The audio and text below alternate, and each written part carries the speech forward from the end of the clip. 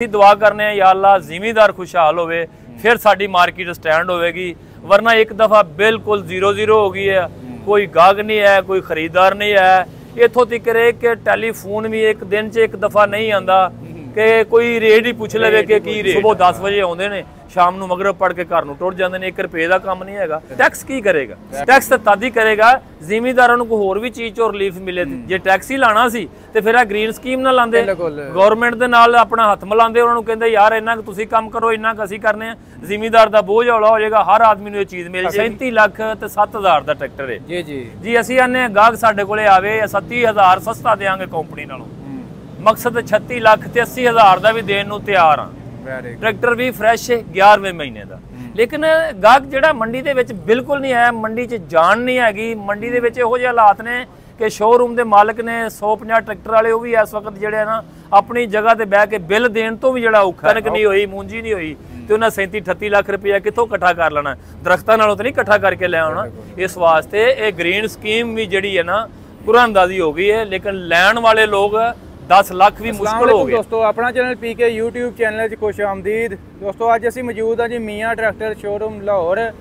तो काफ़ी दोस्त कह रहे जी मार्केट की की सूरत हाल है, तुहाडे नाल शेयर करते हैं। इधर चेक करो राणा फार्म में बिल्कुल भाई हालात खराब ने, कोई नहीं ट्रैक्टर टुकटर हूँ बाहर करते, शो पीस भी नहीं करते। इधर 850 ही है भाई हर पासे ये धुम्मा है। बाकी मियाँ साहब साडे नाल मौजूद ने, इन्हां नाल भी गलबात करते हैं जी की सूरत हाल है। अस्सलाम वालेकुम जी। वालेकुम सलाम। मियाँ साहब की हाल है? ठीक ठाक अल्हम्दुलिल्लाह, शुक्र अल्लाह दा। ते मियाँ साहब की सूरत हाल है मार्केट की, या कोई पोजीशन है, कोई समझ नहीं आ रहा जिमींदारां नूं? सूरत हाल तो इहो जी बनी पई है कि एक दफ़ा जून तो लग के हुण तक ते 0-0 वाला ही काम होया पिया है। कुछ ग्रीन स्कीम देण नाल काफ़ी गाहक जिहड़ा ना बेचारा कन्फ्यूज हो गया कि 9500-9300 ट्रैक्टर सी ते 13-14 लाख जिहड़ी आवाम आ सारी इहदे दुआले हो गई। लेकिन हुण ग्रीन स्कीम की कुरानंदाजी हो गई है। जिस दोस्तां नूं मिलने सी वो मिल गए ने, जिन्हां नूं अलाट होने सी हो गए ने। बाकी कोई थोड़ा हुण गाहक कैश वाला निकलिया अल्हम्दुलिल्लाह। लेकिन जिहड़ी सूरत हाल अज तो कोई 2 साल पहले या 3 साल पहले होंदी सी, वो सूरत हाल जिहड़ी बिल्कुल नहीं है। इस वक्त ट्रैक्टर 37 लाख ते 7,000 का ट्रैक्टर है जी। असीं आने गाहक साडे कोले आवे 37,000 सस्ता देंगे कंपनी नालों। मकसद 36 लाख ते 80,000 का भी देने को तैयार हाँ। ट्रैक्टर भी फ्रैश 11वें महीने का। लेकिन गाहक जिहड़ा मंडी दे विच बिल्कुल नहीं है, मंडी च जान नहीं हैगी। मंडी दे विच इहो जिहे हालात ने कि शोरूम के मालिक ने 150 ट्रैक्टर वाले वो भी इस वक्त जिहड़े ना अपनी जगह ते बह के बिल देण तो भी जिहड़ा औखा है, ते किराएदार ते फिर बहुत ही औखा है ना। इस वास्ते मंडी के हालात बिल्कुल 0-0 आ। अल्लाह करे जिमीदार दे नाल साडी खुशहाली है। जिमीदार खुशहाल होवे, दुआ करने आ, और साडी मंडी साडी मार्केट भी खुशहाल होएगी। जिमीदार दे नाल कोई भी मार्केट आ, कपड़ा मार्केट, जुत्ती मार्केट है, कोई भी वो जिमीदार दे नाल खुशहाल है। लेकिन असीं दुआ करने या अल्लाह जिमीदार खुशहाल होवे, फिर साडी मार्केट स्टैंड होवेगी, वरना एक दफ़ा बिल्कुल 0-0 हो गई है। कोई गाहक नहीं है, कोई खरीदार नहीं है। इत्थों तक कि टैलीफोन भी एक दिन च एक दफ़ा नहीं आता कि कोई रेट ही पूछ ले कि की रेट, वो भी जिहड़ी सूरत हाल बिल्कुल 0-0 है। अच्छा मियाँ साहब मजीद हुकूमत लाउण लगी है टैक्स, तुहानूं खबर आई होए शायद 1 जनवरी तो टैक्स लगन लगा जी जिमीदार दे उत्ते? जी बिल्कुल, थोड़ी खबर तो आई है, लेकिन साडे नालों जिमीदार ज़्यादा हुशियार ने। इस वक्त मोबाइल ते मीडिया का जिहड़ा वक्त जा रहा है, ये तो 1 मिनट की खबर पल की जिहड़ी जिमीदार नूं मिलदी पई है।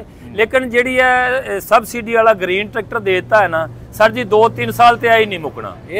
जिमीदार ने 2 साल अगे लिया यूथ प्रोग्राम जिहड़ा हैगा सी 7% वाला, 2 साल वो नहीं मुकना। मुकन तो मुराद कि वो खत्म हो गया, चला गया। 2 साल पूरे स्कीम दी है, लेकिन हुण वो असर जिहड़ा 2 साल ओहदा रहना है। अगों जिहड़ा 9300 ट्रैक्टर पंजाब दे विच है, इहदा भी असर काफ़ी रहना है। तो जिमीदार तो बेचारे पहले ट्रैक्टर बेच के अपने ठेके पूरे करते हैं पे। तो ये टैक्स जिन्ना मर्जी ला लेना जी, टैक्स लाना तो इन्हों के खाते पूरे हो सकते, लेकिन जिमीदार तो घरों नहीं निकल सकता।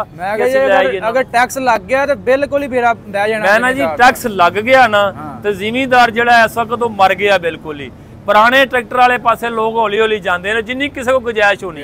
नवा ट्रैक्टर जिहड़ा विकनों खत्म हो जाएगा हौली हौली, जिहड़े हालात पैदा होए ने। ये कंपनी नूं भी पता है कि साडी प्रोडक्शन हैगी है सालाना 45-47 हज़ार। तो मेरा तो ख्याल है इस वक्त अल्लाह करे उन्होंने प्रोडक्शन इन्नी होए, वरना मेरे वेखने 30-32 हज़ार भी नहीं होनी प्रोडक्शन। जिहड़े हालात आ, एक साडा छोटा जिहा शोरूम मियाँ ट्रैक्टर आ, साडी 1 महीने की बुकिंग होंदी सी 200 तो 250। ਠੀਕ ਹੈ। ਅਸੀਂ ਤਕਰੀਬਨ 6 ਮਹੀਨਿਆਂ 'ਚ ਮੇਰਾ ਖਿਆਲ 5 ਜਾਂ 4 ਟਰੈਕਟਰ ਨਹੀਂ ਬੁੱਕ ਕਰਾਏ ਹੋਣੇ ਕੈਸ਼ ਵਾਲੇ। ਵਾਹ ਐਡਾ ਕੰਮ ਸਾਡਾ ਇਹੋ ਜਿਹਾ ਹਾਲਾਤ ਹੈ। ਤੇ ਬਾਕੀ ਤੇ ਦੇਖੋ ਨਾ ਮਾਰਕੀਟ ਬਹੁਤ ਬੜੀ ਪਈ ਹੈ, 100 102 ਸ਼ੋਰੂਮ ਨੇ। ਇਸੇ ਤਰ੍ਹਾਂ ਲੋਕਾਂ ਦੀ ਵੀ ਬੁਕਿੰਗ ਕਾਫੀ ਹੁੰਦੀ ਸੀ, ਲੇਕਿਨ ਸਾਰੇ ਲੋਕ ਇਸ ਵਕਤ ਬੈਠੇ ਨੇ ਵਿਚਾਰੇ। ਸਵੇਰ 10 ਵਜੇ ਆਉਂਦੇ ਨੇ, ਸ਼ਾਮ ਨੂੰ ਮਗਰਬ ਪੜ ਕੇ ਘਰ ਨੂੰ ਟੁੱਟ ਜਾਂਦੇ ਨੇ। 1 ਰੁਪਏ ਦਾ ਕੰਮ ਨਹੀਂ ਹੈਗਾ। ਟੈਕਸ ਕੀ ਕਰੇਗਾ? ਟੈਕਸ ਤਾਂ ਤਦ ਹੀ ਕਰੇਗਾ ਜ਼ਿਮੀਂਦਾਰਾਂ ਨੂੰ ਕੋਈ ਹੋਰ ਵੀ ਚੀਜ਼ ਚੋਂ ਰਿਲੀਫ ਮਿਲੇ ਤੇ। ਜੇ ਟੈਕਸ ਹੀ ਲਾਣਾ ਸੀ ਤੇ ਫਿਰ ਆ ਗ੍ਰੀਨ ਸਕੀਮ ਨਾ ਲਾਂਦੇ। ਬਿਲਕੁਲ ਗਵਰਨਮੈਂਟ ਦੇ ਨਾਲ ਆਪਣਾ ਹੱਥ ਮਿਲਾਉਂਦੇ, ਉਹਨਾਂ ਨੂੰ ਕਹਿੰਦੇ ਯਾਰ ਇੰਨਾ ਕੁ ਤੁਸੀਂ ਕੰਮ ਕਰੋ, ਇੰਨਾ ਕੁ ਅਸੀਂ ਕਰਨੇ ਆ। ਜ਼ਿਮੀਂਦਾਰ ਦਾ ਬੋਝ ਹੌਲਾ ਹੋ ਜਾਏਗਾ, ਹਰ ਆਦਮੀ ਨੂੰ ਇਹ ਚੀਜ਼ ਮਿਲ ਜਾਏਗੀ। ਬਾਕੀ ਮੀਆਂ ਸਾਹਿਬ ਜਿਹੜੇ ਜਿਨ੍ਹਾਂ ਦਾ ਟਰੈਕਟਰ ਨਿਕਲੇ ਨੇ ਨਾ ਸਕੀਮ ਦੇ ਵਿੱਚੋਂ, ਉਹ ਵੀ ਬਕਾਇਆ ਪੇਮੈਂਟ ਦੇਣ ਤੋਂ ਰੋਣ ਡੇ ਨੇ, ਆਪਣੇ ਪੈਲੀਆਂ ਵੇਚਣ ਡੇ। ਮੈਂ ਸਰ ਉਹੀ ਇੱਕ ਗੱਲ ਪਿਆ ਕਰਨਾ ਵਾ। ਇਸ ਵਕਤ ਟਰੈਕਟਰ ਹੈਗਾ 37,07,000 ਦਾ। ਜੀ ਜੀ 10 ਲੱਖ ਰੁਪਇਆ ਜਿਹੜੀ ਗਵਰਨਮੈਂਟ ਦਿੰਦੀ ਪਈ ਹੈ, 27 ਲੱਖ ਰੁਪਇਆ ਕੱਢਣਾ ਮੁਸ਼ਕਲ ਹੋ ਗਿਆ। ਮੇਰੇ ਦੋਸਤ ਇੱਕ ਸਵੇਰੇ ਆਏ ਨੇ, ਮੈਂ ਉਹਨਾਂ ਨੂੰ ਪੁੱਛਿਆ ਤੁਹਾਡਾ ਟਰੈਕਟਰ? ਉਹਨਾਂ ਕਿਹਾ ਜੀ ਮੈਂ 4x4 ਤੇ ਕਰਾ ਲਿਆ, ਬੜੇ ਸ਼ੌਕ ਨਾਲ। ਸੈਯਦ ਵਾਲੇ ਤੋਂ ਆਏ ਸਨ। ਉਹ ਆਂਦੇ ਜੀ ਸਾਡੇ ਕੋਲ 48,49,000 ਰੁਪਇਆ ਨਹੀਂ ਹੈਗਾ ਜਿਹੜਾ ਭਰ ਕੇ ਟਰੈਕਟਰ ਬਾਹਰ ਲੈ ਲਈਏ। ਲੇਕਿਨ ਗੱਲ ਇਸੇ ਤਰ੍ਹਾਂ ਹੀ ਆ, ਜਦੋਂ ਜ਼ਿਮੀਂਦਾਰ ਦੀ ਕਣਕ ਨਹੀਂ ਹੋਈ, ਮੂੰਜੀ ਨਹੀਂ ਹੋਈ, ਤੇ ਉਹਨਾਂ 37-38 ਲੱਖ ਰੁਪਇਆ ਕਿੱਥੋਂ ਇਕੱਠਾ ਕਰ ਲੈਣਾ? ਦਰਖਤਾਂ ਨਾਲੋਂ ਤਾਂ ਨਹੀਂ ਇਕੱਠਾ ਕਰਕੇ ਲੈ ਆਉਣਾ। ਇਸ ਵਾਸਤੇ ਇਹ ਗ੍ਰੀਨ ਸਕੀਮ ਵੀ ਜਿਹੜੀ ਹੈ ਨਾ ਕੁਰਾਨਦਾਜ਼ੀ ਹੋ ਗਈ ਹੈ, ਲੇਕਿਨ ਲੈਣ ਵਾਲੇ ਲੋਕ 10 ਲੱਖ ਵੀ ਮੁਸ਼ਕਲ ਹੋ ਗਿਆ। ਮੇਰੇ ਦੋਸਤ ਸਨ ਪਿੰਡੀ ਪੱਟੀਆਂ ਤੋਂ, ਉਹਨਾਂ 300 ਕਿੱਲਾ ਠੇਕੇ ਤੇ ਲਿਆ ਸੀ। ਉਹਨਾਂ ਦੋਵਾਂ ਭਰਾਵਾਂ ਕੋਲ ਟਰੈਕਟਰ ਸੀ, ਦੋਵਾਂ ਵੇਚ ਕੇ ਠੇਕਾ ਪੂਰਾ ਕੀਤਾ। ਉਹ ਆਂਦੇ ਠੇਕਾ ਪੂਰਾ ਕਰਕੇ ਗਾਂ ਅਸੀਂ ਰਕਬੇ ਤੋਂ ਵੈਸੇ ਹੀ ਜਾਨ ਛਡਾਣ ਰਹੇ ਜਿਹੜੇ ਹਾਲਾਤ ਪੈਦਾ ਹੋ ਗਏ ਨੇ। ਇਸ ਵਾਸਤੇ ਕੋਸ਼ਿਸ਼ ਇਹੀ ਕਰਨੇ ਆ ਪਏ, ਅਸੀਂ ਵੀ ਕਰਨੇ, ਦੁਆ ਕਰੋ ਤੁਸੀਂ ਵੀ, ਮਿਲਤ ਨੂੰ ਕੁਝ ਨਾ ਕੁਝ ਥੋੜਾ ਜਿਹਾ ਰਿਲੀਫ ਦੇਵੇ। ਕੈਸ਼ ਵਾਲੇ ਟਰੈਕਟਰ ਦੇ ਵਿੱਚ ਕਮ ਸੇ ਕਮ 1.5 ਤੋਂ 2 ਲੱਖ ਰੁਪਇਆ ਸਬਸਿਡੀ ਦਿੱਤੀ ਜਾਏ ਮਿਲਤ ਵੱਲੋਂ, ਤਾਂ ਕਿ ਕਰੀ ਗਾਹਕ ਨਿਕਲੇ, ਇਹਨਾਂ ਦਾ ਵੀ ਸਿਸਟਮ ਚੱਲ ਜਾਵੇ। ਬਾਹਰ ਜਿਹੜੇ ਇੰਨੇ ਦੁਕਾਨਦਾਰ ਬੈਠੇ, ਇਹਨਾਂ ਦਾ ਵੀ ਕੋਈ ਸਿਸਟਮ ਚੱਲਣਾ ਚਾਹੀਦਾ। ਸਾਡੇ ਦੁਕਾਨਦਾਰ ਤੇ ਹੁਣ ਇਹੋ ਜਿਹੇ ਕਿ ਆਏ ਗੰਦੇ ਨੂੰ ਚਾਹ ਵੀ ਨਹੀਂ ਪੁੱਛ ਸਕਦੇ, ਜਿਹੜੇ ਹਾਲਾਤ ਪੈਦਾ ਹੋਏ ਨੇ। ਇਹ ਹਾਲਾਤ ਹੋ ਗਏ ਨੇ। ਬਾਕੀ ਮੀਆਂ ਸਾਹਿਬ ਜਿਨ੍ਹਾਂ ਦੇ ਗ੍ਰੀਨ ਟਰੈਕਟਰ ਨਿਕਲੇ ਨੇ, ਉਹ ਵੀ ਆਂਦੇ ਨੇ ਅੱਗੋਂ ਵਿਕੇ ਦਾ ਕਿੰਨੇ ਜੇ, ਤੇ ਉਹ ਤੁਹਾਨੂੰ ਵੀ ਕੋਈ ਕਿਸੇ ਨੇ ਰਾਬਤਾ ਕੀਤਾ ਹੋਣਾ? ਮੇਰੇ ਨਾਲ ਬਹੁਤ ਬੰਦੇ ਰਾਬਤਾ ਕਰ ਰਹੇ ਨੇ। ਬਿਲਕੁਲ ਕੀਤਾ ਹੈ। ਪਹਿਲੇ ਨੰਬਰ ਤੇ ਤੋਂ ਟਰੈਕਟਰ ਵਾਲੇ ਮਾਰਕੀਟ 'ਚ ਆਏ ਨਹੀਂ। ਜਦੋਂ ਟਰੈਕਟਰ ਮਾਰਕੀਟ ਦੇ ਵਿੱਚ ਆਏਗਾ ਫਿਰ ਉਹਦਾ ਪ੍ਰੋਸੀਜਰ ਵੇਖਿਆ ਜਾਏਗਾ।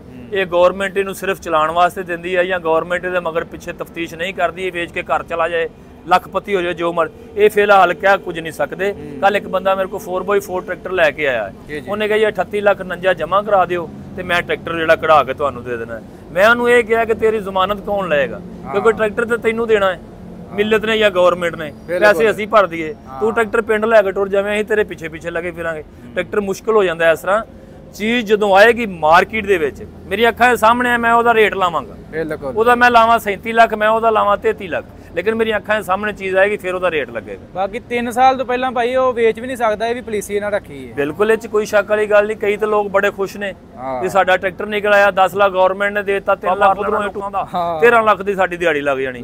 ਇਸ ਤਰ੍ਹਾਂ ਹੁੰਦਾ ਨਹੀਂ ਹੁੰਦਾ। ਗਵਰਨਮੈਂਟ ਨੇ ਜਿਹੜੀ ਪਾਲਿਸੀ ਬਣਾਈ ਆ ਉਹਦੇ ਮੁਤਾਬਕ ਚੱਲਣਾ ਪੈਣਾ, ਜ਼ਿਮੀਂਦਾਰ ਨੂੰ ਵੀ ਸਾਨੂੰ ਵੀ। ਅਸੀਂ ਫਰਜ਼ ਕਰੋ ਲਿਲ ਵੀ ਲੈਨੇ ਆ 10-20 ਹਜ਼ਾਰ ਰੁਪਏ ਦਾ, ਅਸੀਂ ਉਹਦੇ ਵਿੱਚੋਂ ਮੁਨਾਫਾ ਕਮਾਉਂਦੇ ਆ, ਲੇਕਿਨ ਸਾਡੇ ਕੋਲ ਟਰੈਕਟਰ ਲੈਣਾ ਨਹੀਂ ਕਿਸੇ ਨੇ, ਕਿਉਂਕਿ ਜਿਹਨੇ ਲੈਣਾ ਉਹਨੂੰ ਇਹ ਪਤਾ 3 ਸਾਲ ਬਾਅਦ ਕੀ ਪਤਾ ਹੁੰਦਾ ਕੀ ਬਣਨਾ ਬੰਦਾ। ਬਿਲਕੁਲ ਐਵੇਂ ਹੀ ਆ।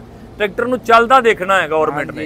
ਕਿ ਪੰਜਾਬ 'ਚ ਜਿਸ ਆਦਮੀ ਨੇ ਲਿਆ ਟਰੈਕਟਰ ਦੇ ਰਕਬੇ ਚੱਲਦਾ, ਭਾਵੇਂ ਉਹਦੇ ਨਾਲ ਦੇ ਪਿੰਡ ਚੱਲਦਾ ਹੋਵੇ, ਚੱਲਣਾ ਚਾਹੀਦਾ। ਲੇਕਿਨ ਲੋਕ ਤੇ ਜ਼ਿਆਦਾਤਰ ਇਹ ਹੀ ਆ, ਕੋਸ਼ਿਸ਼ ਕਰਦੇ ਨੇ ਕਿ ਪੇ ਨੂੰ ਕਢਾਈਏ ਤੇ ਬਾਹਰੋਂ 5-4 ਲੱਖ ਦਾ ਮੁਨਾਫਾ ਇਹ ਲਈਏ, 10 ਲੱਖ ਗਵਰਨਮੈਂਟ ਨੇ ਦਿੱਤਾ, 14-15 ਲੱਖ ਦਾ ਮੁਨਾਫਾ ਲਈਏ, ਕੋਈ 2-4 ਲੱਖ ਕੋਲੋਂ ਪਾਈਏ ਤੇ ਕੋਈ ਮਾੜੀ ਚੰਗੀ ਗੱਡੀ ਲੈ ਕੇ ਤੇ ਗੱਡੀ ਝੂਟੀ। ਅੱਜ ਕੱਲ੍ਹ ਸ਼ੌਕ ਇਹ ਹੈ ਨਾ ਨਵੇਂ ਪੋਸ਼ ਦਾ। ਬਾਕੀ ਜੀ ਇਹ ਵਜ਼ੀਰ ਵਾਲਾ ਪੰਜਾਬ ਮਰੀਮ ਨਵਾਜ਼ ਬੜੀਆਂ ਸਕੀਮਾਂ ਦੇ ਰਹੀ ਹੈ, ਤੁਹਾਨੂੰ ਵੀ ਪਤਾ ਲੱਗਣਾ। ਗੰਦਮ ਮੰਗਾਓ ਤੇ ਆਹ ਟਰੈਕਟਰ ਫ੍ਰੀ ਲੈ ਜਾਓ। ਇਹ ਕੀ ਚੱਕਰ? ਮਰੀਮ ਨਵਾਜ਼ ਤੇ ਸਭ ਕੁਝ ਦਿੱਤੀ ਜਾਂਦੀ ਹੈ, ਗੱਲਾਂ ਬਾਤਾਂ ਨਾਲ ਤਾਂ ਨਹੀਂ ਹੋ ਜਾਣਾ ਸਾਰਾ ਕੁਝ। ਹਾਂਜੀ, ਸਾਡਾ ਜ਼ਿਮੀਂਦਾਰ ਨੂੰ ਸਟੈਂਡ ਕਰ ਲੱਗਿਆ, ਮਰੀਮ ਨਵਾਜ਼ ਦੀ ਉਮਰ ਗੁਜ਼ਰ ਜਾਣੀ ਜਿਹੜੀ ਬਾਕੀ ਵੀ ਰਹਿ ਗਈ। ਮੇਰਾ ਤਾਂ ਖਿਆਲ ਇਹ ਹੈ, ਕਿਉਂਕਿ ਜ਼ਿਮੀਂਦਾਰ ਤੇ ਇਸ ਵੇਲੇ ਰੀੜ ਦੀ ਹੱਡੀ ਸਾਡੇ ਪਾਕਿਸਤਾਨ ਦੀ, ਲੇਕਿਨ ਜ਼ਿਮੀਂਦਾਰ ਨੂੰ ਪੁੱਛ ਕੇ ਵੇਖ ਲਓ ਮਰਿਆ ਪਿਆ। ਕੋਈ ਜ਼ਿਮੀਂਦਾਰ ਖੁਸ਼ਹਾਲ ਹੈ ਜਿਹੜਾ ਗਵਰਨਮੈਂਟ 'ਚ ਜਾਂ ਜਿਹਦੇ ਕੋਲ ਹੱਥ ਲੰਮੇ ਨੇ, ਜਿਹੜਾ ਕੋਈ ਗਵਰਨਮੈਂਟ ਹੀ ਮੁਲਾਜ਼ਮਤ ਕਰਦਾ 2-4 ਲੱਖ ਰੁਪਇਆ ਤਨਖਾਹ ਲੈਂਦਾ, ਉਹ ਥੋੜਾ ਜਿਹਾ ਬਹੁਤਾ ਖੁਸ਼ਹਾਲ ਹੋਏਗਾ। ਬਾਕੀ 2-4-5-10 ਕਿੱਲੇ ਵਾਲਾ ਤਾਂ ਜ਼ਿਮੀਂਦਾਰ ਵਿਚਾਰਾ ਮਰ ਥਾਂ ਗਿਆ ਹੈ ਨਾ। ਤੇ ਜ਼ਿਮੀਂਦਾਰ ਨੂੰ ਸਟੈਂਡ ਕਰੇ ਮਰੀਮ ਨਵਾਜ਼, ਅੱਛੀ ਗੱਲ ਹੈ। ਆਉਣ ਵਾਲਾ ਵਕਤ ਇਹਨਾਂ ਵਾਸਤੇ ਅੱਛਾ ਹੋ ਸਕਦਾ ਹੈ। ਜਿੰਨਾ ਜ਼ਿਮੀਂਦਾਰ ਖੁਸ਼ਹਾਲ ਹੋਏਗਾ ਉਨੀ ਹਕੂਮਤ ਵੀ ਸਾਡੀ ਖੁਸ਼ਹਾਲ ਹੋਏਗੀ, ਉਹ ਪਾਕਿਸਤਾਨ ਵੀ ਖੁਸ਼ਹਾਲ ਹੋਏਗਾ। ਜ਼ਿਮੀਂਦਾਰ ਨਾਲ ਖੁਸ਼ਹਾਲ ਹੋਏਗਾ, ਜ਼ਿਮੀਂਦਾਰ ਖੁਸ਼ਹਾਲ ਹੋਏਗਾ। ਜ਼ਿਮੀਂਦਾਰ ਨਾਲ ਆਪਣਾ ਵਬਸਤਾ ਹੈ 70%, ਆਪਣਾ ਜ਼ਰੀਆ ਮੁਲਕ ਹੈ ਜੀ। ਬਿਲਕੁਲ ਇਸ ਤਰ੍ਹਾਂ, ਬਿਲਕੁਲ ਜ਼ਰਾਅਤ ਦੇ ਨਾਲ ਸਾਡਾ ਮੁਲਕ ਚੱਲਦਾ ਪਿਆ ਹੈ। ਕੋਸ਼ਿਸ਼ ਕਰਨੀ ਚਾਹੀਦੀ ਹੈ ਇਸ ਗਵਰਨਮੈਂਟ ਨੂੰ ਜ਼ਰਾਅਤ ਨੂੰ ਸਟੈਂਡ ਅਪ ਕਰਨ। ਛੋਟਾ ਤਬਕਾ ਜਿਹੜਾ ਗਰੀਬ ਲੋਕ ਹੈ ਉਹਨੂੰ ਸਟੈਂਡ ਕਰਨ, ਉਹਨੂੰ ਰਿਲੀਫ ਦਿੱਤਾ ਜਾਵੇ। ਇਸ ਵਕਤ ਹਲੇ 1.5 ਸਾਲ ਹੋ ਗਿਆ ਹੈ, ਲੋਲੀਪੌਪ ਵੀ ਸੁਣਨੇ ਪਏ, ਗੱਲਾਂ ਬਾਤਾਂ ਹੈ। ਅੱਲਾ ਕਰੇ ਸਾਡੇ ਮੁਲਕ ਦੇ ਹਾਲਾਤ ਬਿਹਤਰ ਹੋ ਜਾਣ ਤੇ ਇਨਸ਼ਾਅੱਲਾ ਸਾਰਾ ਕੁਝ ਕਵਰ ਹੋ ਜਾਏਗਾ। ਚਲੋ ਠੀਕ ਹੈ ਜੀ ਮੀਆਂ ਸਾਹਿਬ, ਬਹੁਤ ਮਿਹਰਬਾਨੀ। ਨੇਕ ਤਮੰਨਾ ਹੀ ਸਾਡੀਆਂ ਜ਼ਿਮੀਂਦਾਰਾਂ ਨਾਲ ਅੱਲਾਹ ਪਾਕ ਬਿਹਤਰ ਕਰੇ ਪਾਕਿਸਤਾਨ ਦੇ ਸਭ ਵਾਸਤੇ ਨੇਕ ਤਮੰਨਾ ਦੁਆ ਕਰਨੇ ਆ ਕਿ ਅੱਲਾਹ ਤਾਲਾ ਸਭ ਦੀਆਂ ਆਸਾਨੀਆਂ ਪੈਦਾ ਕਰੇ, ਇਸ ਗਵਰਨਮੈਂਟ ਵਾਸਤੇ ਵੀ करे और इस ਜ਼ਿਮੀਂਦਾਰ ਵਾਸਤੇ ਤੇ ਆਮ ਆਦਮੀ ਵਾਸਤੇ ਵੀ करे। ਬਿਲਕੁਲ ਠੀਕ ਹੈ ਜੀ, ਓਕੇ ਜੀ ਓਕੇ ਅੱਲਾ।